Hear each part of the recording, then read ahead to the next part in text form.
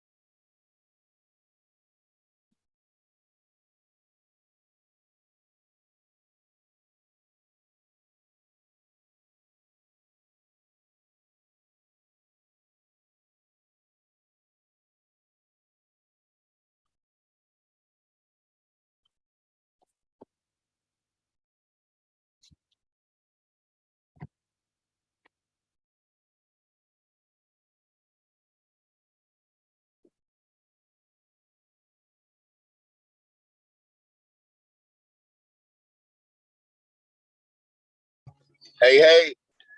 That was not good. Oh, man. Tell me about it. That was not good. They got to find a way on offense. It's not helping right now.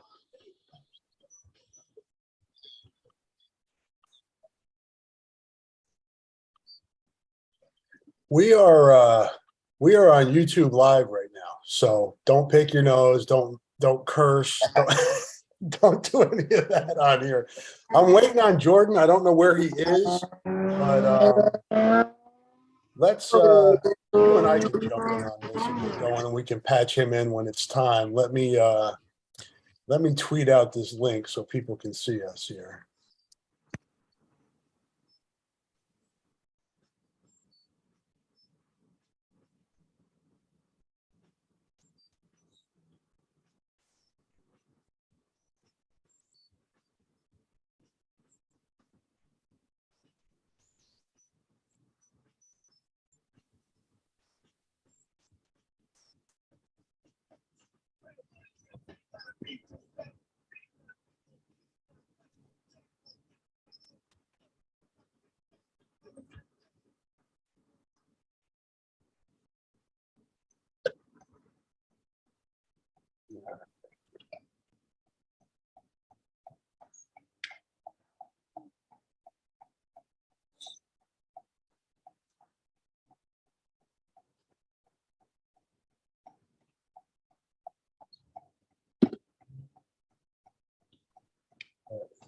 There's that.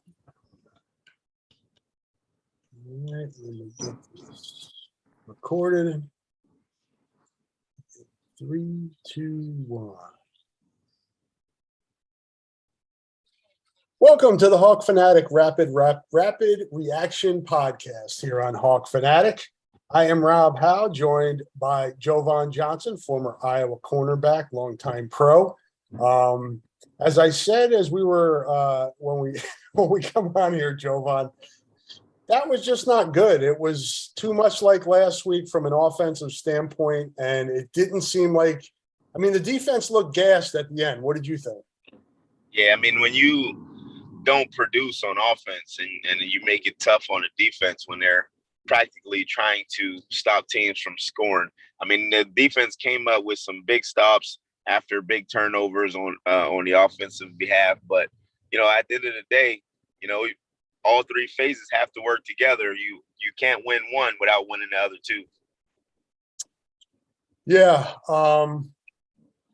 From a defensive standpoint, they look like Iowa State did some things offensively that at least allowed it to not get pinned back like South Dakota State last week. Iowa didn't have that field position advantage that it had last week, and that kind of showed, didn't you think? Yeah, when you trying to flip the field, Torrey Taylor punted the ball well, but as far as the coverage goes, sometimes the ball just doesn't bounce your way. Last week against South Dakota, you had the opportunity of getting those bounces that were not fortunate this week. So, it's one of those things in a game where field position really matters. Iowa State did a tremendous job of making sure that they didn't get backed up or get pinned back. So they moved the ball and they got themselves out of a hole and were able to punt the ball to flip the field and just keep changing the field position to keep it at bay so that we didn't get them backed up too much. How are you feeling? I mean, I know how the fans feel. As a former player, how do you feel? I mean, it was 6 in a row against Iowa State. Eventually, you figure they're probably going to win one. How disappointing is it for you as a former player when you watch this? Or do you put yourself in the player's shoes and say, man, I know how they feel? I mean, I look at it from both ends of the spectrum because, when you are an Iowa Hawkeye, anytime we get the opportunity to play against Iowa State, you always want to win that game. And you know what it means to the players. You know what it means to the fans, just because of that rivalry is so big and so traditional. But you look at it and you just think, man, I mean, you're so close. And for us not having lost to them in the last 6 years, it should have been another one. So it should have been 7 years instead of 6. Yeah, no doubt. When it's that tight too, as you said, it's just you think about all those opportunities and chances that you didn't take advantage of, and that's kind of what you got to get back up from. I want to let the listeners and viewers know that Jordan Canzeri just texted me. He said he had something come up and was unable to watch the game today. So Jordan's probably doing better than all of us. Yeah, you didn't get to see it. What happened just not too long ago. So that's probably good for him. Yes, and we'll hopefully have him back on with Jovan and I again next week. Jovan, obviously Jordan's not here. You study offenses. You're a head coach. You have to know offense. Mm-hmm. What are you seeing? I mean, it seems like the first 2 weeks, it just looks so hard on offense. It's, not don't get the right blocking, or the throws bad, or the catches dropped. It just seems like everything that can go wrong is going wrong. Absolutely. When you start to look at the different issues that they're having, number one, right, in the run game, Iowa's offensive line has to create and generate push up front. And right now, in order for you to establish the run, you got to win at the offensive line. And they're not getting enough push up front to give the running backs a chance to get running lanes. There's times where they show spurts, but there's not enough of that consistently. And then in the pass game, Spencer Petras has to be better. I mean, he has to be better. Right now, he's missing throws. I mean, they had him on a half roll a few times where he's overthrowing guys that should be like free throws. It should just be, money in the bank every time you throw it. You got guys running wide open on just 5-yard quick out routes, and you can't hit a target. That's troublesome. They got to get that fixed. And then, receivers, Iowa hasn't had a big time receiver in a while. They had the Jones kid from last year that transferred to Purdue. They don't have him this year. So, they need to have somebody in the receiving core emerge and become a guy who can make things happen and get things done. So, they're struggling right now offensively to find a way, and they can't win if you can't find a way to score and put points on the board on offense. What do you do when it's, when things are going? Do you just kind of go back to just the basics and try to build from there? What do you think this week is like for Iowa in terms of trying to take the necessary step forward that it needs to take on offense? I mean, I think what they need is to light a fire under the quarterback position and, make a statement. If the games keep going the way they're going, they got to make a move at that position. And right now, the way it seems is, he's comfortable and he doesn't think they're going to make a change. And I think that's the biggest position and concern that they have offensively is at the quarterback position. Yeah, I wonder from a timing standpoint, Jovan, you've got Nevada next week. It's a home game at Kinnick. It's a night game. Should be a good atmosphere, even though fans are going to be pissed off after this one. But and then you go to Rutgers the week after that. I'm just wondering, timeline-wise, is now the time to do it and get Padilla in there maybe against an easier opponent rather than 2 weeks from now you're traveling halfway across the country to New Jersey and Rutgers?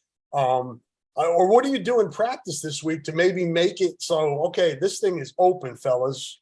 May the best man win. Yeah, I mean, I think you go into it with an open mind, thinking that, I think it's probably time to get Padilla some reps. In practice, I was scripted where, both quarterbacks are getting an equal share of the workload. And then, against Nevada, you start with Petras, to see if he can kind of get things moving, get the ball rolling. And if not, then you give Padilla a shot to go out there and see what he can do. Because right now, the struggle is, can they put points on the board offensively? And in the last 2 games, you only scored 14 points offensively as a total. And that you can't win football games that way. Defense can only do so much. I mean, they only gave up 7 or 13 points in 2 games as a defense. That those usually equate to winning numbers. Yeah, and you look at today, man, there's 2 block punts. that help out. You got, pretty good field position. Mhm. The offense was given really good opportunities today that it couldn't take advantage of. Heck yeah. I mean, and the defense came up big with a couple of plays. They turned the ball over right before the second half, throw an interception. And then the Yeah, defense comes up they and had they had two fumbles in the end zone, Iowa State, and still won. yeah, so when you get that kind of defensive performance, you typically win. So I think the offense just got to figure it out, and I don't know what it's going to take, but they definitely need to figure things out in order for them to win going forward. Some numbers for folks here that are listening, maybe driving home in the car from the game. Iowa State ends up with 313 total yards of offense, 184 passing, 129 rushing. Iowa 150 after last week's 166, 92 passing, 58 on the ground. Spencer Petras 12 for 26 for 92 yards and an interception. LaShawn Williams 14 carries, 34 yards and a TD, 2.4 yards per carry. Caleb Johnson, the freshman, carried 4 times for 13 yards. So for the overall, Iowa just not running the ball well, not throwing the ball well. What are you seeing from the defenses against Iowa's offense, Jovan? It just seems like everybody's in the box, just daring them to throw the ball over their heads. Yeah, I mean, they're daring them to throw it because they don't feel like the receiving core that they have, minus the tight end and Sam Laporta. I mean, they don't think that the receivers that Iowa has on their roster can beat them in a man-to-man situation. So, I mean, you have the ability to stack the line, stack the box, bring pressure, give exotic looks and do some different things on defense when you don't fear the receiving core and you don't fear the quarterback in the passing game. So, it's easier said than done, but they're making it look like it's easy when they're stacking the box and making you throw the ball and you can't do it. Nice game from Cooper DeJean. 11 total tackles, led Iowa. He had 6 solos. He had a pick, 2 pass breaks up, and he had a crappy roughing call or what late hit call. Did you see that? I mean, he hit the guy. He hit Deckers while he was still in bounds. It looked bad because it carried out of bounds, but I thought that was a bad call, and it was a big call. Yeah, it was a big call. All these referees, being a head coach now, I get on the refs a lot because, they're always trying to protect the quarterback. And, at the end of the day, when the quarterback's running with the football, he's a runner and, you can't always protect him. You can only do so much to help him. So sometimes the runners just need to step out of bounds instead of, trying to get an extra yard or two and let a defender take a shot. So, yeah, it was a bad call, but at the end of the day, the refs have to do a job. And what do? We can complain about it, but we got to move on. Yep, no doubt. All right. I wanted to let folks know that support for the podcast comes from Systems Unlimited, celebrating 50 years of providing services to people living with disabilities and mental health needs throughout East Central Iowa. A list of their services and upcoming events can be found at sui.org. Check them out. Thank you for their sponsorship. What's it like in the locker room right now, Jovan? I mean, guys are probably frustrated. They're probably upset, because they feel like in this game they should have won. But, I know the defensive guys, are probably feeling frustrated because they played their hearts out. But at the end of the day, it's a team game. And you got to have all 3 phases working together. You still, even despite it all, you still had a chance to tie the game up and send it in overtime and you miss a field goal. So, I mean, you can look at all different ways, but, I know there's guys in the locker room that are upset because the standard of Iowa football is to win and to produce and go out there and excel. And they just can't figure it out right now. They haven't gotten it done. They haven't had a explosive moment in the last 2 weeks. I mean, the defense has played solid and pretty well, but other than that, the kicking game has been up and down and the offense just hasn't been there. As a defensive guy, as a defense itself, I know Jack Campbell was really good leadership last week when he stood up there and said, hey, man, We win as a team, we lose as a team. I'm confident in the offense. Mm-hmm. From a defense's perspective, is there anything you can do to help those guys? Is there any, or do you just try to keep pumping them up and letting them know you have confidence in them and helping them go, helping them through the tough time? You definitely gotta hold up your end of the bargain and do things to try to help motivate and encourage them. Defensively, when you get stops, when you get turnovers and you give them the ball in position to score, I think that helps the offense and it helps generate momentum. I think they've had some moments where they had the ability to turn the ball over, get the offense the ball in position to score and things like that, but they need to figure out a way of getting more of it. Right now the offense is just struggling to move the ball effectively throughout 4 quarters. So if the defense can do something to help them out, I would just keep encouraging them, keep motivating them, let them know that you have their back and that you're not gonna, start pointing the finger at who's to blame, because it's a team game and you need everybody, all three phases. On the touchdown pass to Hutchinson, it seemed like Riley was in good position there. Riley Moss was in good position. He wanted offensive pass interference. Looked like a clean play to me. What'd you think? Yeah, I mean, as a defensive back, we always, when the ball's thrown our way and we're in position and the receiver gets that little nudge, you want the refs to call pass interference for the offense. But I mean, it never really gets called. I mean, I've seen it. I've been a part of it numerous times where, it's happened, but it doesn't get called. It has to be a blatant play. And I mean, I thought it was fairly clean. I mean, it could have went either way, but it rarely gets called. So you can't never in that situation expect that call. Yeah, it looked like there was some hand fighting there, and obviously when you're tangled up like that, there's going to be some pushing and some movement there. So just a tough play there. I thought he was in good position. Good throw, man. Good throw and a good catch. Yeah, they had another one just before the first half ended, where Hutchinson made a heck of a grab, and Moss was again in great position, just a better throw and catch. Sometimes it happens that way. You just got to go on to the next play, and they did in the first half where they intercepted the ball in the end zone. So, you just got to find a way to get it done. So, I mean, that as a DB, again, you want those calls, but you just got to figure it out. Iowa State was able to run the ball a little bit today, got over 100 yards. You see anything there? It seemed like there was they were kind of running some counter stuff and some things to get Campbell and the other linebackers. And they're missing Justin Jacobs too. No offense to Logan Klemp, but he's the next guy in. He did some nice things today, but you're missing one of your starting linebackers. It looked like Iowa State did a nice misdirection and counter stuff.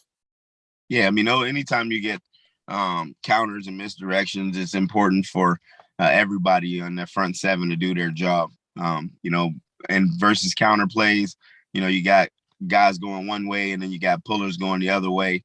So it's imperative that linebackers read their keys and the defensive linemen, make sure that they knock off pullers and stuff like that, because it all works in tandem. But that's one of the best plays in football is counters and powers, where you got pulling guards and tackles and stuff like that. Just because you get a lot more blockers, got some guys blocking back. Just getting in position is tough because everybody has to work together in those counter plays to make sure that the play gets stopped effectively. Last one, and we'll wrap this one up. There's no need to harp on this one anymore. It's bad enough. I started to sense it here in town, but it used to be like when you were here in Iowa City, there wasn't Twitter and social media. So you hear it maybe in class, and when you go to class, or if you're downtown, if you have a rough game, you kind of get little blowback that way.